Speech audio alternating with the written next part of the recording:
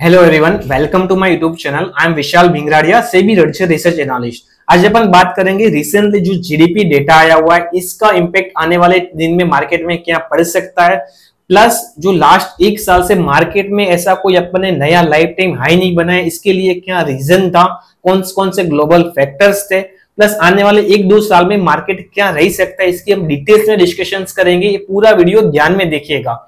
अब पहले बात करते हो, लास्ट एक साल में मार्केट में इतना कोई खास अपन ने लाइफ टाइम हाई क्यों नहीं बनाया। इसका एक रीजन था कि जो ग्लोबल जियोपॉलिटिकल टेंशन चल रहा है, ये माहौल की वजह से मार्केट में काफी ज्यादा डर था। जैसे अगर अपन पहले बात करें ना, तो रशिया यूक्रेन का जो वॉर था, ठीक है, इसकी वजह से मार्केट में काफी पैनिक चीज हुआ था और अपन ग्लोबल मार्केट में काफी ज्यादा नेगेटिविटी दिखी थी। जैसे ही वो थोड़ा कम हुआ या अप एंड डाउन हुआ, उसके बाद से अपन ने ये इंडिया का जो इंडिया पाकिस्तान का वॉर का सिचुएशन आ गई थी, और डोनाल्ड ट्रंप जब से प्रेसिडेंट बने उसके बाद से टेरिफ वाली न्यूज भी आ गई थी कि भाई इंडिया पे ये डिसीजंस लेंगे या वर्ल्ड वाइड बाकी सब कंट्री है वहां पे ये डिसीजंस लेंगे, तो एक ट्रेड वॉर चल रहा था। वो सब रीजन की वजह से अपन ने मार्केट में कोई नया लाइफ टाइम हाई नहीं देखा। अब मैं बात कर रहा हूं कि इंडिया साइड से कि इंडियन गवर्नमेंट इसके लिए क्या क्या चेंज कर रही है, क्या क्या रीजन है इंडियन मार्केट में लिक्विडिटी बढ़ाने के लिए और कंजम्पशन बढ़ाने के लिए क्या क्या डिसीजंस ले रही है, हर एक पॉइंट का मैं डिटेल्स में बात करता हूं। अगर मैं बात करूं कि जून महीने में अपने इंटरेस्ट रेट कट किया हुआ था कि भाई ठीक है, इन्फ्लेशन रेट है वो कम हुआ इन्फ्लेशन कम है, तो इंटरेस्ट रेट भी कम किया, भाई लिक्विडिटी बढ़े, लोग कंजम्पशन बढ़ाए और मार्केट में एक फ्लो आए और एक लिक्विडिटी है और एक अच्छी ग्रोथ पॉसिबिलिटीज है। वो बहुत अच्छा डिसीजन था गवर्नमेंट का। उसके बाद से जो 15 अगस्त को नरेंद्र मोदी ने जीएसटी रिफॉर्म्स का न्यूज लाया, जिसकी वजह से मार्केट में हल्का सा अपन ने पॉजिटिविटी दिखी।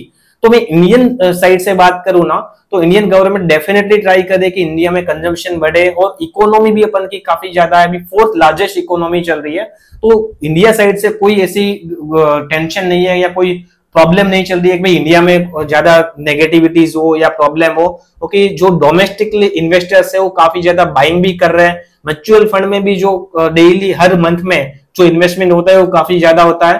तो डोमेस्टिकली तो भाई अपन को देखने को मिल रहा है, पर एफआईएस की जो कंटिन्यू सेलिंग हो रही है, इसकी वजह से अपना मार्केट एक प्रेशर में भी है। और जब तक टैरिफ वाला प्रॉब्लम सॉल्व नहीं होता है ना, तो मार्केट में अप एंड डाउन रह सकते हैं। पर मेरा पर्सनल व्यू है कि आने वाले टाइम में ये सॉल्यूशन भी होना चाहिए, कोई ना कोई नेगोशिएशंस करके डेफिनेटली कोई रिलीफ मिलना चाहिए।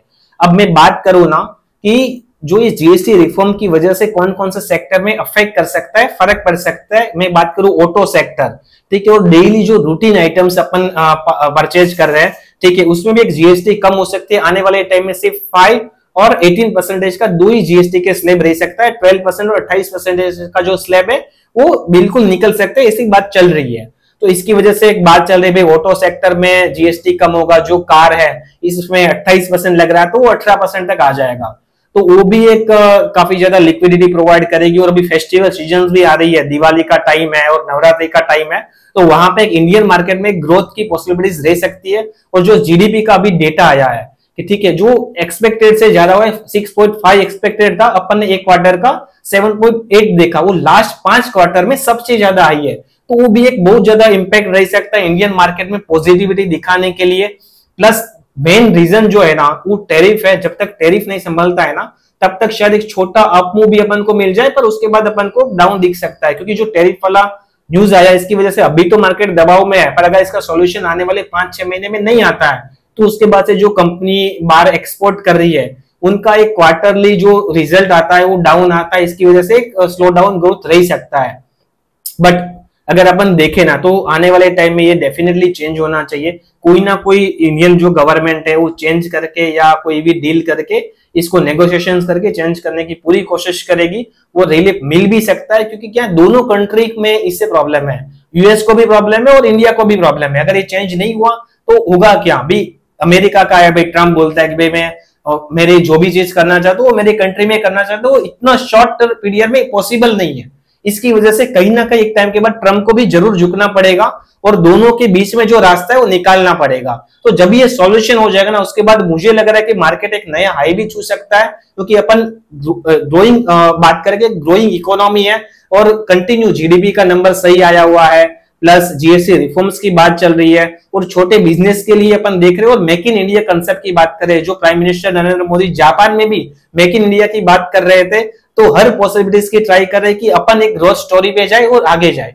तो इंडियन मार्केट में जो ट्रेडर्स है या इन्वेस्टर्स है, जो लॉन्ग टर्म इन्वेस्टर है, इसको कोई पैनिक नहीं करना चाहिए। जो शॉर्ट टर्म अपॉर्चुनिटीज के लेके उसको इसका बेनिफिट उठाना चाहिए। हो सकता है भी लास्ट 1-1.5 साल से मार्केट डाउन ट्रेंड में चल रहा है, तो उसका अगर वो बेनिफिट करेगा और ज्यादा बाइंग करेगा और उसको डिसिप्लिन मैनर में इन्वेस्ट करेगा, तो आने वाले टाइम में डेफिनेटली इसको एक रिवॉर्ड मिल सकता है। तो अगर यहाँ से 2 से 5 साल का नजरिया रख रहे हो तो आपके लिए बहुत अच्छी अपॉर्चुनिटीज दिखेगी और काफी ज्यादा मूव अपन को देखने को मिल सकता है, जिस अकॉर्डिंग का इंडिया का कंजम्पशन बढ़ रहा है, इंडियन इकोनॉमी स्ट्रांग है, इसके अकॉर्डिंग एक अच्छी अपॉर्चुनिटीज है। अब ऐसा ही डेली रेगुलर अपडेट के लिए आप हमारे यूट्यूब फॉलो कीजिए। हम आपको पूरे एनालिसिस के साथ डेली चार्ट एनालिसिस वाला भी बताते हैं और मार्केट के रिगार्डिंग कोई न्यूज है वो भी हमारे यूट्यूब में आपको बताते रहेंगे।